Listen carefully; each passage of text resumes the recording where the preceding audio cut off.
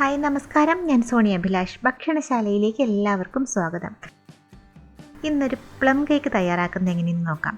Christmas സ്പെഷ്യലായിട്ട് നമുക്കൊരു plum cake എങ്ങനെ നമുക്ക് കുക്കറിലും ഓവനിലും എങ്ങനെ നമുക്കത് ബേക്ക് ചെയ്തെടുക്കാമെന്ന് നോക്കാം. അതിനായി നമുക്ക് ആദ്യം തന്നെ ഷുഗർ ഒന്ന് കാരമലൈസ് ചെയ്തെടുക്കണം. അതായത് പഞ്ചസാര ഒന്ന് കരിയിച്ചെടുക്കണം. കേക്കിന് അതിൻ്റെ കളർ കൊടുക്കുന്നത് ഈ ഒരു കാരമൽ സിറപ്പാണ് കേട്ടോ. അപ്പോൾ അത് നമുക്ക് നല്ല അടികട്ടിയുള്ളൊരു പാൻ ഞാൻ അടുപ്പിലേക്ക് വെച്ചിട്ടുണ്ട്. അതിലേക്ക് അരക്കപ്പ് പഞ്ചസാര, ഹാഫ് കപ്പ് പഞ്ചസാരയാണ് എടുത്തിട്ടുള്ളത്. അത് ഇട്ടിട്ട് ഇങ്ങനെ ഒന്ന് സ്പ്രെഡ് ചെയ്ത് കൊടുത്തിട്ട് പതിയെ ഇങ്ങനെ വയ്ക്കുക. ഇതിൽ വെള്ളം ഒന്നും ചേർത്തിട്ടില്ല. ഇതിൽ ഇപ്പോൾ ആദ്യം തന്നെ സ്പൂണിട്ട് ഇളക്കാൻ നിൽക്കരുത്. ഇത് അനക്കാതെ മിണ്ടാതെ ഇങ്ങനെ വയ്ക്കുക. ഇതുപോലെ സൈഡിലെല്ലാം ഇങ്ങനെ ഒരു ഗോൾഡൻ നിറമായി വന്നതിന് ശേഷം മാത്രം ഒരു സ്പൂണോ ഇതുപോലെ എന്തെങ്കിലും ഒരു തവിയോ എന്തെങ്കിലും കൊണ്ടിട്ട് നന്നായിട്ടങ്ങ് ഇളക്കി കൊടുക്കുക. നന്നായിട്ട് മെൽറ്റായതിന് ശേഷം ഇതിലേക്ക് കുറച്ച് ചൂടുവെള്ളം, അരക്കപ്പ് ചൂടുവെള്ളമാണ് ഇപ്പോൾ ഞാൻ ചേർത്തിട്ടുള്ളത്. ഇത് ചേർത്ത് നന്നായിട്ടങ്ങ് തിളയ്ക്കണം. തിളച്ചൊന്ന് വറ്റി വരട്ടെ. അപ്പോൾ ഇതിനകത്തുനിന്ന് കുറച്ച് അങ്ങോട്ട് ഒഴിച്ച് മാറ്റി വയ്ക്കാം ഈ കാരമൽ സിറപ്പ്. അതിനുശേഷം ബാക്കിയുള്ളതിൽ നമുക്ക് സോക്ക് ചെയ്ത് വെച്ചിട്ടുള്ള ഡ്രൈ ഫ്രൂട്ട്സും നട്ട്സും ഒക്കെ ഒന്ന് കുക്ക് ചെയ്തെടുക്കണം.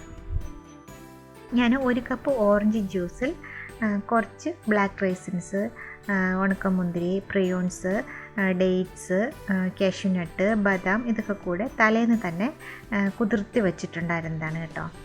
ഇതിപ്പോൾ രാവിലെ തന്നെ അല്ലെങ്കിൽ 1 മണിക്കൂർ മുന്നേ ഒന്ന് കുതിർത്തെടുത്താലും കുഴപ്പമില്ല. ഇത് നമുക്ക് ഇതിലിട്ട് നന്നായിട്ടൊന്ന് കുക്ക് ചെയ്തെടുക്കാം. നിങ്ങളുടെ കയ്യിൽ എന്തൊക്കെ ഡ്രൈ ഫ്രൂട്ട്സ് ഉണ്ടോ അതെല്ലാം ചേർക്കാം. ഇപ്പോൾ ഇച്ചിരി ഇതുണ്ടായിരുന്നു, ചെറി ഉണ്ടായിരുന്നു, അതും കൂടെ ഇതിലേക്ക് മുറിച്ചിട്ട് കൊടുത്തിട്ടുണ്ട്. ടൂട്ടി ഫ്രൂട്ടി എന്താണോ നിങ്ങൾക്ക് കേക്കിലേക്ക് ചേർക്കാൻ ഇഷ്ടമുള്ളത് അതെന്തെന്ന് വെച്ചാൽ അതെല്ലാം ചേർത്തിട്ട് ഇതുപോലെ ഒന്ന് വേവിച്ചെടുക്കാം.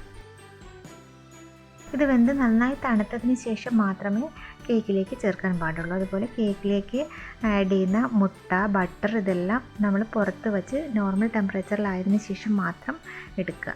ഇനി നമുക്ക് ഈ കേക്കിൻ്റെ പാൻ ഒന്ന് ഗ്രീസ് ചെയ്ത് മാറ്റി വയ്ക്കാം. അതിലേക്ക് ഞാനിപ്പോൾ ബട്ടറാണ് ചേർത്തിട്ടുള്ളത്. ബട്ടറോ ഓയിലോ എന്താ വെച്ചാൽ അതൊന്ന് പുരട്ടിയതിന് ശേഷം ഇതിലേക്ക് ഒരു ബട്ടർ പേപ്പർ ഇട്ട് അതും കൂടെ ഒന്ന് നന്നായിട്ട് ഒന്ന് ചേർത്ത് ഒട്ടിച്ചെടുക്കുക. അപ്പോൾ ഈ സമയം ഞാൻ ഓവൻ ചൂടാക്കാൻ വച്ചിട്ടുണ്ട്. അതുപോലെ തന്നെ കുക്കറും ഒന്ന് ചൂടാക്കാനായിട്ട് നേരത്തെ തന്നെ അടുപ്പിലേക്ക് വയ്ക്കാം.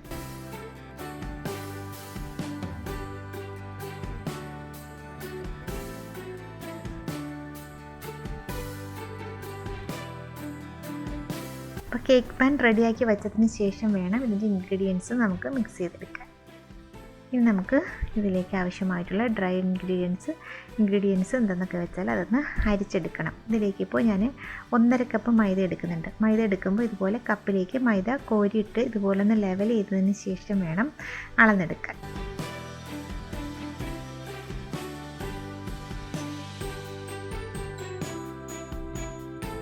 ഇതിലേക്ക് ഒരു ചെറിയ കഷ്ണം ജാതിക്കായ, 2 ഗ്രാമ്പു, 1 ഏലക്കായ, 1 ചെറിയ കഷ്ണം സിനമോൺ, കറുകപ്പട്ട ഇതെല്ലാം കൂടി പൊടിച്ചെടുത്തപ്പോൾ 1 ടീസ്പൂൺ ഉണ്ട് കേട്ടോ. അതും കൂടി ഇതിലേക്ക് ഇട്ടുകൊടുത്തു.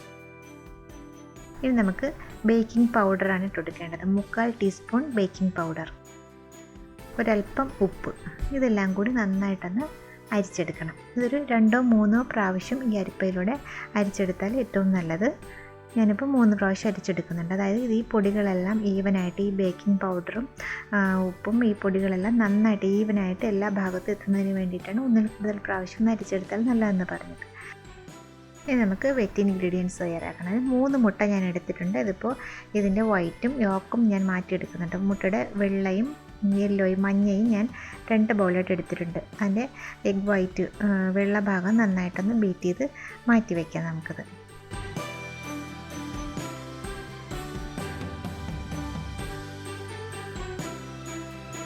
ഇപ്പോൾ ബീറ്ററിലാണെന്നുണ്ടെങ്കിൽ ഒരു വിസ്കോ, ഫോർക്കോ, സ്പൂണോ എന്തെങ്കിലും കൊണ്ട് നന്നായിട്ടങ്ങ് ബീറ്റ് ചെയ്തെടുക്കണമെന്നുള്ളതേ ഉള്ളൂ. ഇതുപോലെ നല്ല ഫോമായി വരണം.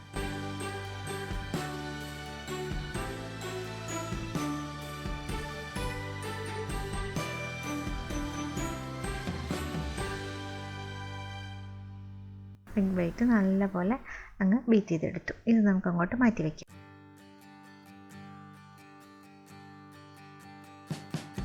എഗ്ഗിൻ്റെ യെല്ലോയും കൂടെ ഒന്ന് ബീറ്റ് ചെയ്തെടുക്കാം.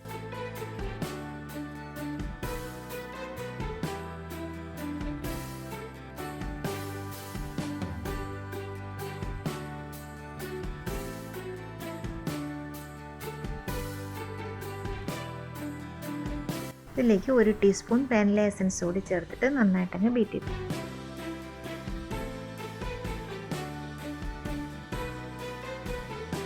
ഇതിലോട്ടിപ്പോൾ 2 ടേബിൾ സ്പൂൺ ബട്ടർ കൂടെ ഞാൻ ചേർക്കുന്നുണ്ട്. ബട്ടർ ഇല്ലെങ്കിൽ ഓയിൽ മാത്രമായാലും കുഴപ്പമില്ല, പക്ഷേ ബട്ടർ കൂടി ചേർക്കുമ്പോൾ നമ്മുടെ കേക്കിന് നല്ലൊരു ടേസ്റ്റ് ഉണ്ടാവും.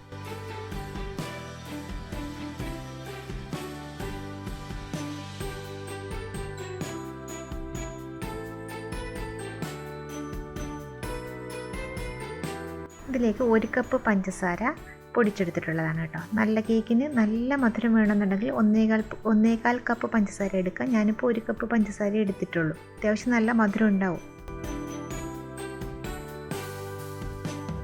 അതും കൂടെ ബീറ്റ് ചെയ്തു. ഇനി ഇതിലേക്ക് 1/4 കപ്പ് ഓയിൽ എന്ന് പറഞ്ഞാൽ ഏതെങ്കിലും വെജിറ്റബിൾ ഓയിൽ, വെളിച്ചെണ്ണ അല്ലാതുള്ള വേറെ ഏതെങ്കിലും വെജിറ്റബിൾ ഓയിൽ ചേർക്കാം.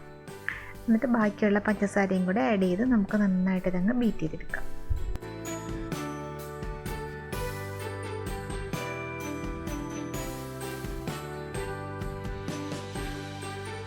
ഇതിലേക്ക് ഇനി ചേർക്കുന്നത് ഓറഞ്ച് പീൽ എന്ന് പറഞ്ഞാൽ ഒരു ഓറഞ്ചിൻ്റെ പുറം നന്നായിട്ട് കഴുകിയതിന് ശേഷം ഞാൻ ഗ്രേറ്ററിലൂടെ അതിൻ്റെ വൈറ്റ് പോർഷൻ ഒട്ടും വരാതെ തന്നെ ഇങ്ങനെ ഗ്രേറ്റ് ചെയ്തെടുത്തിട്ടുള്ളതാണ് കേട്ടോ.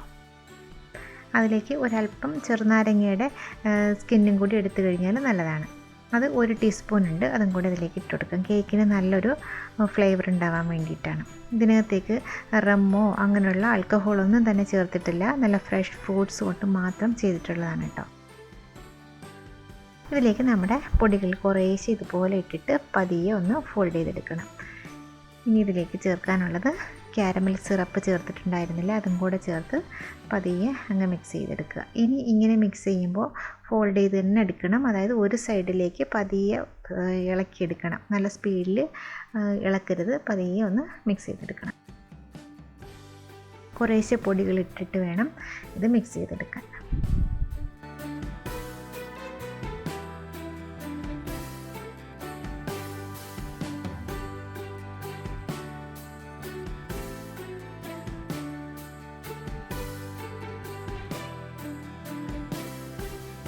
ഇതുപോലെ ഒരു സൈഡിലേക്ക് തന്നെ ഫോൾഡ് ചെയ്ത് എടുക്കുക.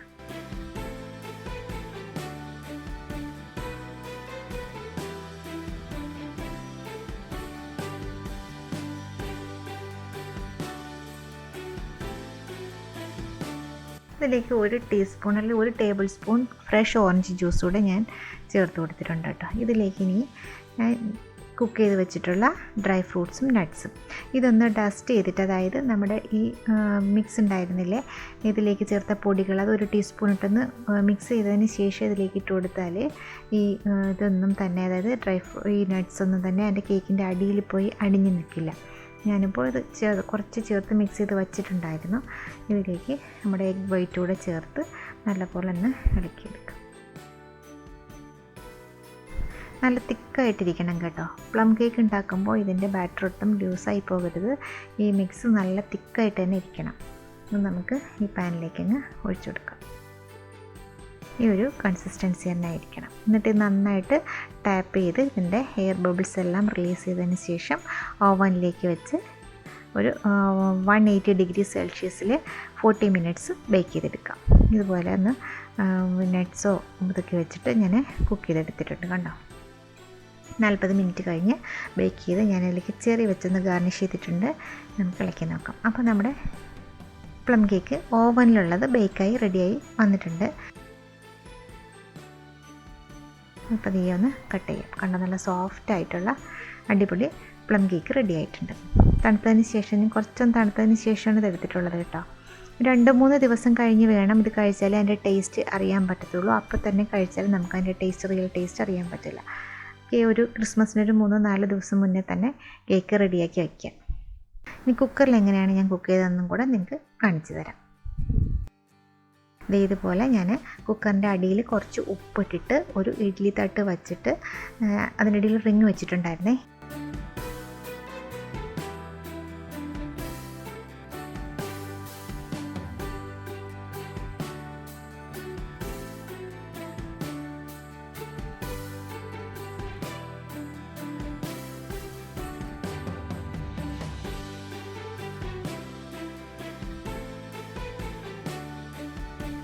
അത് വച്ചിട്ട് ഒരു മീഡിയം ഫ്ലെയിമിൽ 30 മിനിറ്റ്സ് ബേക്ക് ചെയ്തെടുത്തതാണ്. അത് നമുക്ക് ഒരു ടൂത്ത് പിക്ക് വെച്ചിട്ട് നമുക്ക് ഒന്ന് ഇൻസേർട്ട് ചെയ്ത് നോക്കാം. ഒന്ന് സ്ക്യൂർ ചെയ്ത് നോക്കിയിട്ടുണ്ടോ? കണ്ടോ, ഒട്ടും പിടിച്ചിട്ടില്ല. അടിപൊളിയായിട്ട് കുക്കറിൽ നമുക്ക് കേക്ക് ബേക്ക് ചെയ്തെടുക്കാം. അപ്പോൾ കപ്പ് കേക്കും റെഡി ആയിട്ടുണ്ട്. എല്ലാവരും ട്രൈ ചെയ്ത് നോക്കുക. വീഡിയോ ഇഷ്ടപ്പെട്ടാൽ ഷെയർ ചെയ്യാനും ലൈക്ക് ചെയ്യാനും സബ്സ്ക്രൈബ് ചെയ്യാനും മറക്കരുത്. അടുത്തൊരു വീഡിയോയുമായി നമുക്ക് വീണ്ടും കാണാം. താങ്ക്